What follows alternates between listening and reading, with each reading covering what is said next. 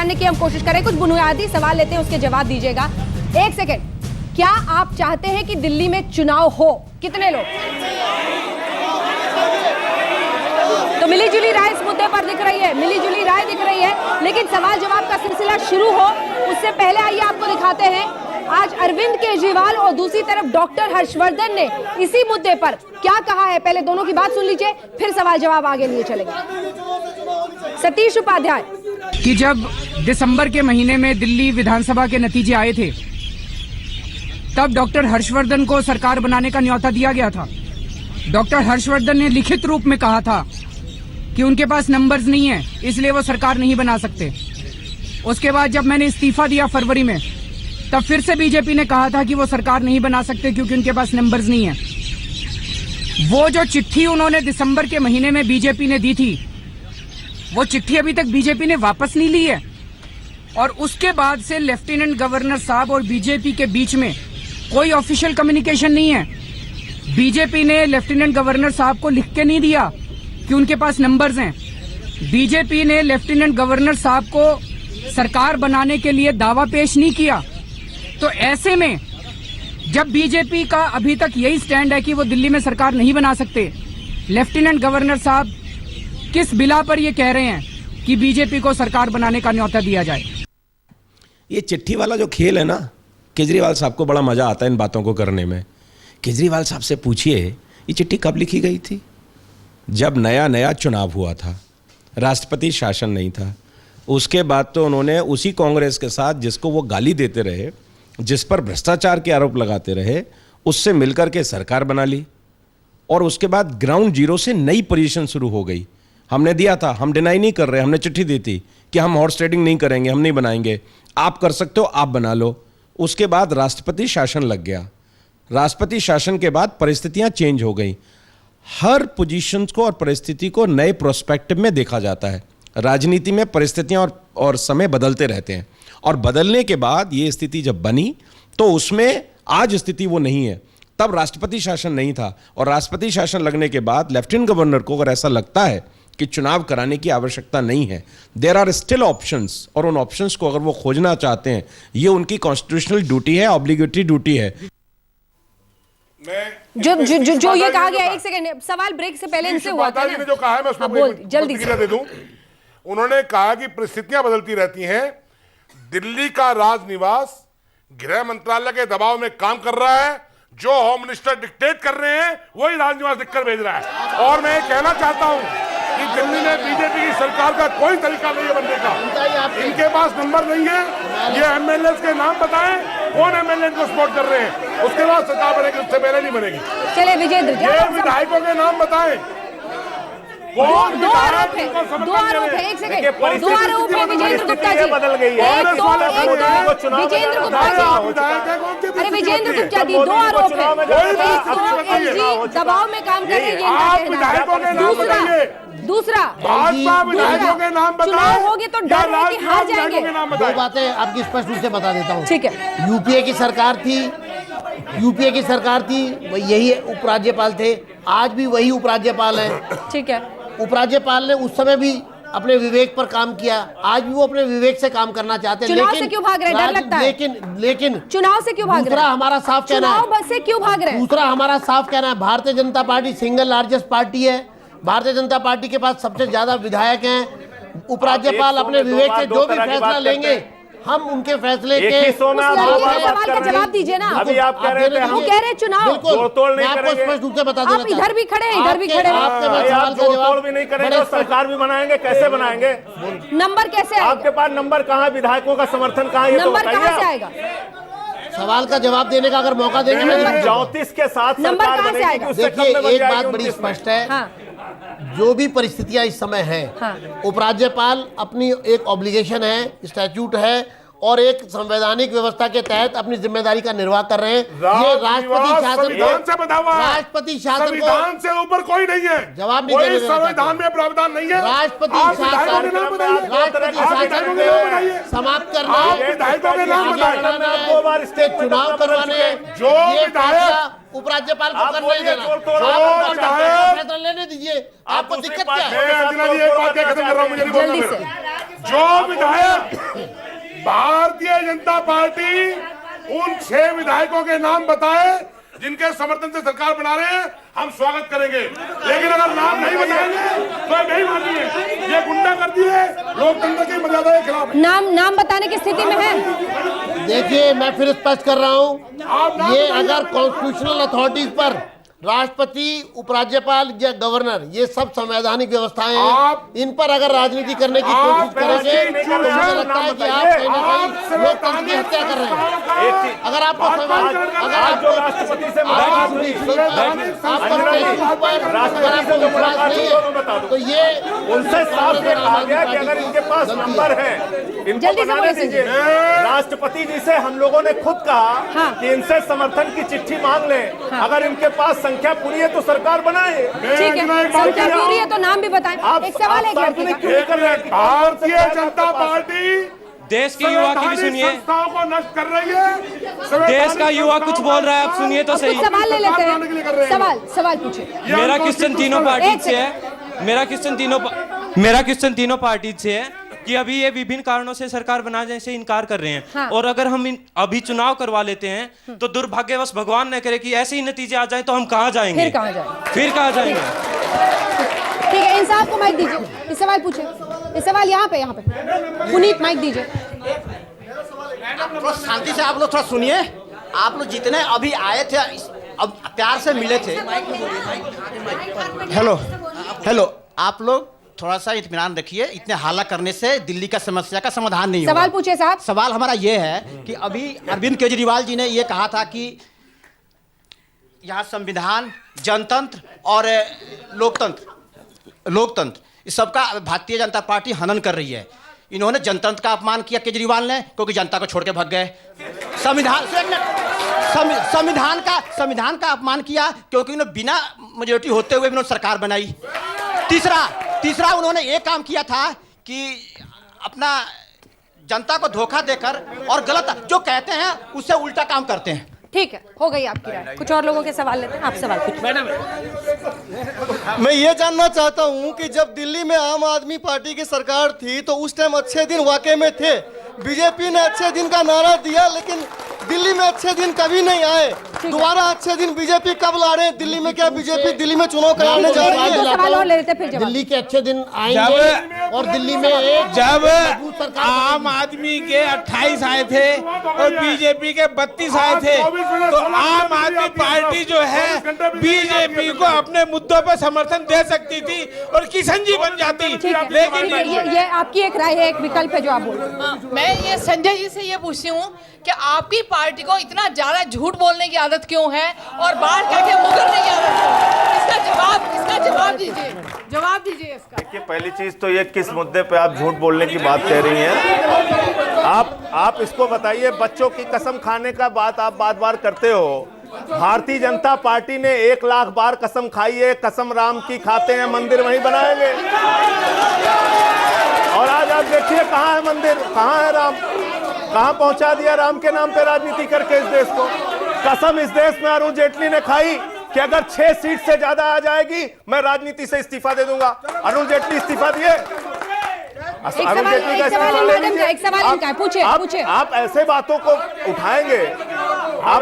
मैं कह रहा हूं आपसे, मैं ये कह रहा हूं कि अगर आज की तारीख में हम लोगों का मानना है, जिन मुद्दों पे हम आपसे वादा करके सत्ता में आए थे, जन लोकपाल का मुद्दा हम नहीं पूरा कर पा रहे थे क्योंकि नंबर नहीं था हमारे पास, उस आधार पर हमने ना मैं किसी को सपोर्ट दूंगा ना किसी को सपोर्ट लूंगा। दिल्ली छोड़ के दिल्ली के साथ फ्रॉड करके भागे बनारस से भागे वापस दिल्ली। बैठी हुई है दिल्ली की जनता, बहुत ही दिल वाली है।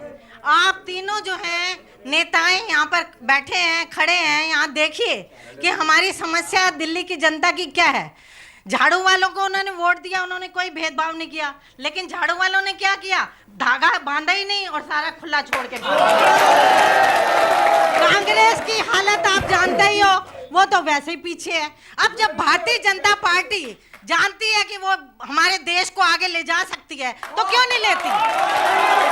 दूसरी बात, अगर चुनाव करते हो तो ये बोझ किस पर पड़ता है? जनता पर। प्लीज बैठ जाइए। तो कृपया हाथ जोड़कर बेनती है कि हमारी मोदी सरकार को आप पूछिए, थोड़ा आप आगे सवाल पूछिए। भारतीय जनता पार्टी ने 100 दिन में देश को बहुत आगे पहुंचा दिया महंगाई के मामले में। संजय सिंह, आपके क्षेत्र से आता हूँ, नई दिल्ली से। मैंने आपकी पार्टी को वोट दिया। अब आपके विधायक और मुख्यमंत्री जो थे आज तक मुझे वहाँ दिखाई नहीं दिए। अब मैं अपनी समस्या लेकर किसके पास जाऊँ?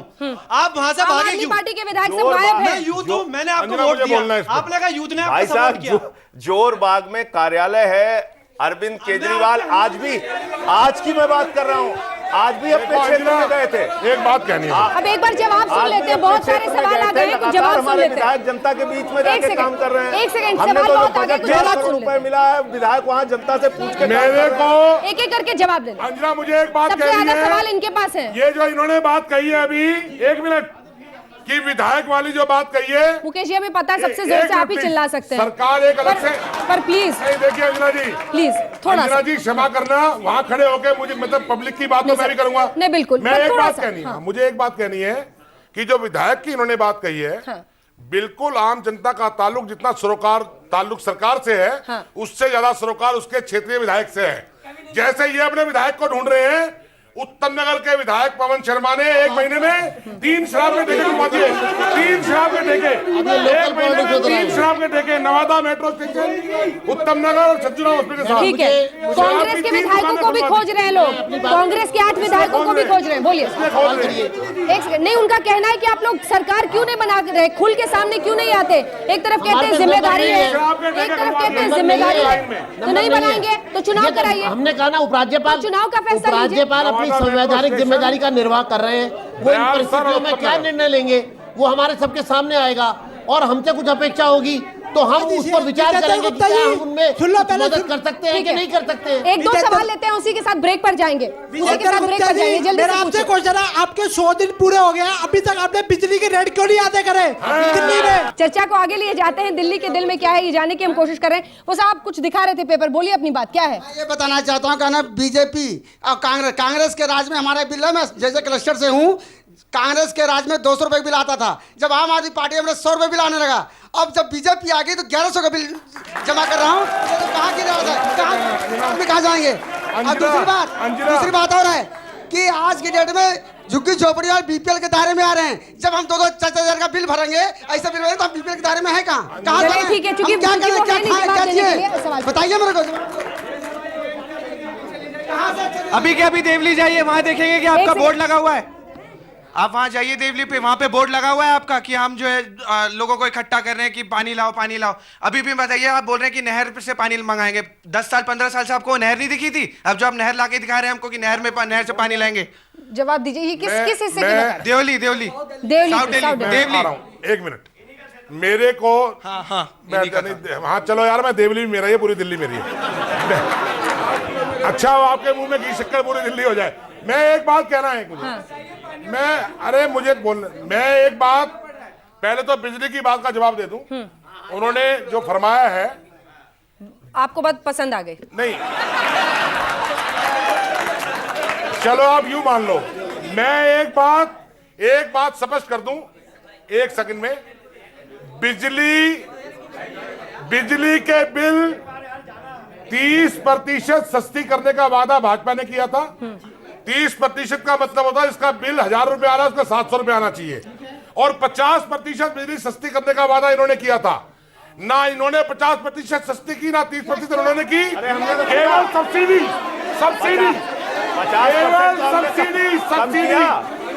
केवल सब्सिडी दी। आपकी पार्टी विधानसभा में थी, बजट हमने रखा था। जो सब्सिडी हम दे रहे थे उसको हमारे 8 विधायकों की मदद से एक अंदर की बात मुझे पता है, मैं बताऊं एक सेकंड। मुकेश जी क्या होता है? मुकेश जी, एक अंदर की बात ये है, एक सेकंड। 50% बिजली का दाम कम किया आम आदमी पार्टी ने। आम आदमी पार्टी की सरकार ने मदद से हमारे 6 लाख करोड़ रुपए सब्सिडी देते हैं उद्योगपतियों को, पूंजीपतियों को। आम आदमी को अगर सब्सिडी दी गई तो उसमें कौन सा अपराध है? मुकेश जी, अंदर की बात ये है कि सब्सिडी के पैसे देने को आप तैयार नहीं हो रहे थे। सब्सिडी के पैसे आप देने को तैयार नहीं हो रहे थे। 6 लाख करोड़ की सब्सिडी, 6 लाख करोड़ रुपए की सब्सिडी उद्योगपतियों को दी जाती है। आम आदमी को सब्सिडी देने का कौन सा अपराध किया? पहली बात। और दूसरी बात ये है, मैं आपसे ये पूछना चाहती हूँ कि जनता के अच्छे दिन कब आएंगे? जनता तो और गरीब होती जा रही है और अच्छे दिन वाले चले गए, अच्छे दिन वाले। सबर करो, सबर करो। मैं एक बात, शाम होती है यूं ही तमाम होती है। बहरहाल अच्छे दिन वाले जवाब देने वाले चले गए। सबसे खतरनाक सवाल जैसे ही आया कि बिजली का दाम 30% कम करने का वादा बीजेपी ने किया था, क्यों चले गए? वो जवाब देने के लिए चले गए, वापस चले गए। यही करते हैं, जनता से जो वादा करेंगे उसको पूरा नहीं करेंगे। महंगाई कम करने का वादा किया था, महंगाई बढ़ा दी। काला धन लाने का वादा किया था, काले धन पे खामोश है। सुनिए प्लीज, आप लोग ये बताइए बीजेपी को दोनों तरफ से क्यों घेरा जा रहा है? देखिए, मुद्दा है बीजेपी का सरकार बनाना। अगर बनाती है तो कहते हैं भ्रष्टाचार से बनाएगी क्योंकि उसके पास पूरे एमएलए नहीं है, नहीं बनाती है तो जिम्मेदारी से भाग रही है। अरे बेचारी करे तो क्या करे ये बताओ, क्या करे? मैं बोलता हूँ, हम ये नहीं कह रहे हैं। संजय जी जवाब दीजिए। हम बिल्कुल कह रहे हैं, ये नौजवान ने जो सवाल पूछा मैं बिल्कुल कह रहा हूँ, ऑन कैमरा पूरे देश के सामने कह रहा हूँ, अगर उनके पास संख्या है वो सरकार बना ले। नंबर नहीं है तो सरकार कैसे बनाएंगे? किसी का समर्थन लेंगे तभी तो सरकार बनाएंगे। अंजना जी क्या चाहते हैं कि इस देश में अंजना जी तरीके से भ्रष्टाचार करके, जोड़ तोड़ करके, विधायकों की खरीद फरोख्त करके सरकार बने? ठीक है मुकेश जी जल्दी से। मैं एक बात छोड़ रहा हूं कि एक मिनट भाई, लोकसभा के अंदर संविधान का और नियम का हवाला देकर आप सुप्रीम कोर्ट के कहने के बाद विपक्ष के नेता का दर्जा नहीं दे रहे हैं, और यहाँ पर एमएलए नहीं है और आप असंवैधानिक तरीके से सरकार बना रहे हैं। ये दो मापदंड नहीं चलेंगे, ठीक है आखिरी सवाल। आप संविधान की धज्जियां उड़ा रहे हैं, हम संविधान की धज्जियां नहीं उड़ने देंगे। आखिरी सवाल, आप संविधान सम्मत बात करिए, बोलिए। नहीं ऐसा दिल्ली की जनता यह चाहती है कि दिल्ली में सरकार बने, चाहे बीजेपी बनाओ, चाहे आम आदमी पार्टी, चाहे कांग्रेस। दिल्ली में दोबारा चुनाव नहीं होने चाहिए। यदि अल्पमत में भी बीजेपी सरकार बनाना चाहते हैं तो आपका दोनों को क्या एतराज है? और अरविंद केजरीवाल को न भी तैयार नहीं, सब्सिडी का पैसा चाहिए था वो आपने रोक दिया। हमने आपका सवाल ठीक है, मैं जवाब दे रहा हूं। हमने आप पार्टी को सपोर्ट दिया, जो शर्तें इन्होंने कई मान ली। अब इन्होंने लोकपाल भी छोड़ दिया, स्वराज भी छोड़ दिया, भ्रष्टाचार भी छोड़ दिया, सब कुछ छोड़ के भाग गए। अब सब छोड़ के भाग गए। आप बताओ ना, कह रहे हैं मुख्यमंत्री बनवा दो, आप बताओ, कह रहे हैं मुख्यमंत्री बनवा दो, आप बताओ लोकपाल, कह रहे हैं आप बोलिए ना, हम संवैधानिक तरीके से दिल्ली में आप बताओ लोकपाल हम संवैधानिक तरीके से लोकपाल के दफ्तर में तैयार थे, आखिरी फैसला आज भी तैयार है। आप बोलो हमारे साथ इस कार्यक्रम में शामिल होने के लिए बहुत बहुत शुक्रिया। लेकिन देश दुनिया की बाकी खबरों के लिए आप देखते रहिए आज तक।